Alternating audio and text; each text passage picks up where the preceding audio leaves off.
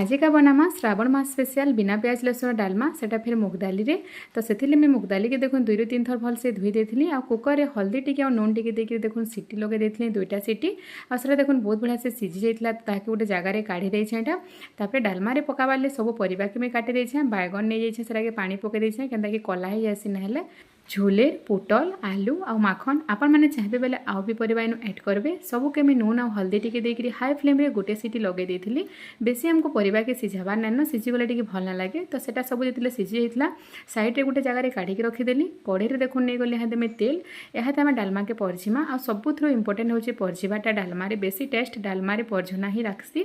तो देखुन तेल जेतिले गरम हेइतला 2 चम्मच सरसो चमचे बाकी जीरा दे देली सेरा जेतिले भल से फुटी गला 2 ରୁ 3टा सुखा मिर्चा आ मुठे भागी मिर्चिंगा पत्तर दे दीछे आ अदा के देखुन ता कुड़ी के दे दीछे टिके नु जेंता कि टेस्ट बहुत बढ़िया आसी पूरा। तो टिके सेटा के सब के टिके भाजी देमी इहादे आ सुखा मिर्चा के देछे सेटा के मैं टिके काढी देमी केंता कि छुआ माने भी खाबे सुखा मिर्चा के काढी देली। तापरे देखुन अदा भी मोर भल से भाजी हितला तो सेनो में हाथ देखुन मिसे दोछे 5 ରୁ 6टा पातल घंटा 4 फाल कर काटी देछे बेसी सान सान नै करी तार ऊपर देखुन दे दिले 2 चम्मच बागी नून केंता कि परिबा से झाला बेले भी मैं नून देथिनी तो हे हिसाब नून देबे अपन माने आ देखुन 2 चम्मच दे दिली हल्दी पाउडर 2 चम्मच दे दिली काश्मीरी लाल मिर्च पाउडर ये खाली कलर लगे तीखा बिल्कुल भी नहीं से छुआ मैंने आराम से खाई पारबे।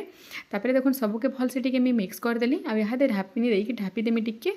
2 ରୁ 3 मिनट तक जनता कि हमार पातल घंटा सब भल से सॉफ्ट हो जावा आ भल से बिली जावा। तो ढक्कन लगे कर 2 ରୁ 3 मिनट छाड़ी देली 2 ରୁ 3 मिनट गला पर देखुन कितने सुंदर कलर पूरा आइसे जे आ टमाटर मैंने भी बहुत बढ़िया से सॉफ्ट हो जाइतला। तो ताके देखुन ता पातियारे भल से टिके मैं बिले देली बिली गला पर जेन परिबा आ जेन दाल के रखी ना से सब के देखुन मैंने ऐड कर दीछे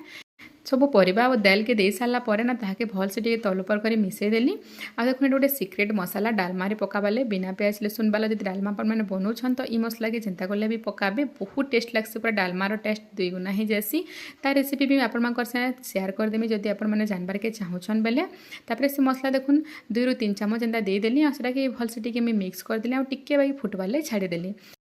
एंता 2 ରୁ 3 मिनट फुटीगला भल से हाई फ्लेम रे इताके बेसी फुटाबार नान केंता कि भजा मसला ही मैंने ऐड करी। तापर देखुन डालमा बनिक आम रेडी हो गला बहुत ही टेस्टी बनता आपण मैंने श्रावण मास जेनता कले भी थोड़े ट्राए करूँ घरे आ मते कमेंट रे बताबे कि केनता बनता जे राहड़ी दाल डालमा तो प्राय समस्ते बनाउथबे मुग दाल डालमा थोड़े बनके देखुन बहुत ही बढ़िया बहुत ही टेस्टी बनसी। बाहर जेनता वर्षा पाक करी ठंडा ठंडा लगुचे तार संगे यदि जदि गरम गरम डालमा टिके गरम गरम अरुआ भात आ तार संगे जदि खट्टा टिके घरे बनी ना तो खाइबा टेस्ट पूरा दुगना हो जावा। तो जल्दी से आपण मैंने घरे ट्राए करूँ और मते कमेंट बताबे केनता बनी थिला जे। तो ठीक अच्छे फिर देखा गोटे नुआ रेसिपी।